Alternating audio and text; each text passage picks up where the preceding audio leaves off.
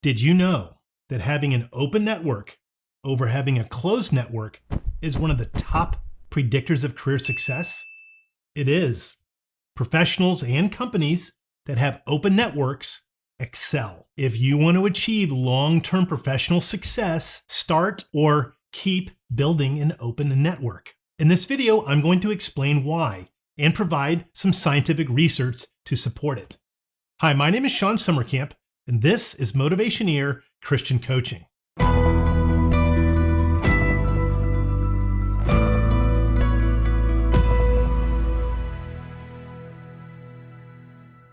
Don't forget to like and subscribe to this channel. Hit that bell icon so you can be reminded every time I upload a new video, which I do twice per week. Let's start with the simple explanation of open network and closed network.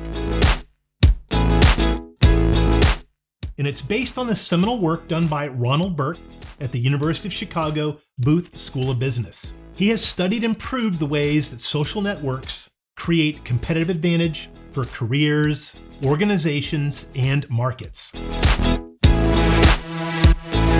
The very simple explanation for an otherwise very complex scientific phenomenon is as follows. Closed networks are people who are connected to those who already know each other. Open networks are those where you are the link between different network clusters that don't know each other. Ron Burke's studies show, in general, individuals hold certain advantages based on how they're embedded in differing social structures. Much research has been done since he started this.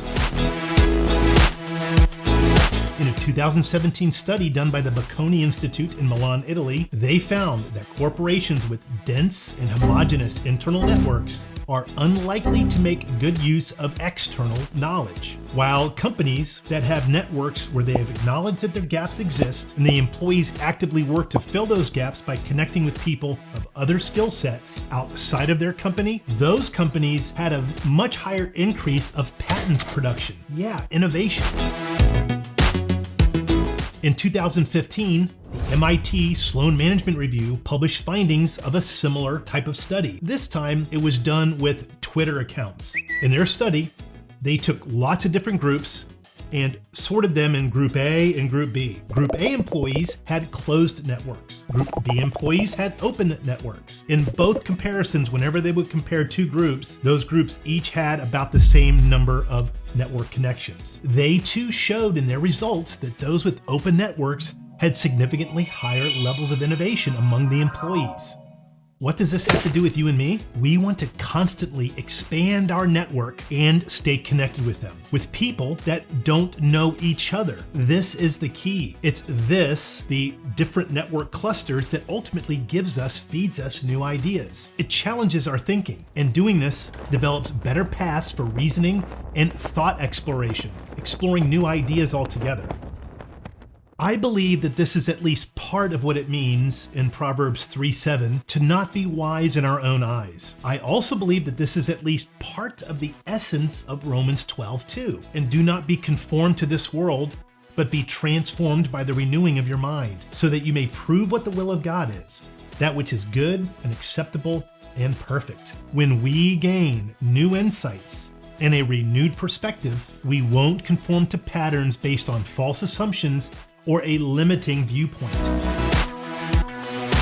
Building a larger network has actually deepened my understanding of God and how He works with other people in their lives and in their careers. And it's allowed me to minister to a much larger, more diversified group than just those in my tiny little closed network. So how can we apply this practically speaking? Well, I encourage everybody to spend a few minutes each day connecting, deepening our connections within our LinkedIn network, striving to reach other network clusters through LinkedIn. Yeah, LinkedIn. 500 million people across the globe have active accounts in LinkedIn. This has been around since 2003, and something like 57% of the people who use LinkedIn do so right from their phone, which means they carry around that potential to network every minute of the day, as do you. It's supposed to be more than just a place to house our digital resume, or to job search, or to place advertisements. It's a place for building a profoundly important and useful open network. As Christians, we want to leverage this. We want to build a large open network, more diverse than just those that we've connected with that are in companies that we've worked at, or have been in the small local church, or even a big church that we're connected to.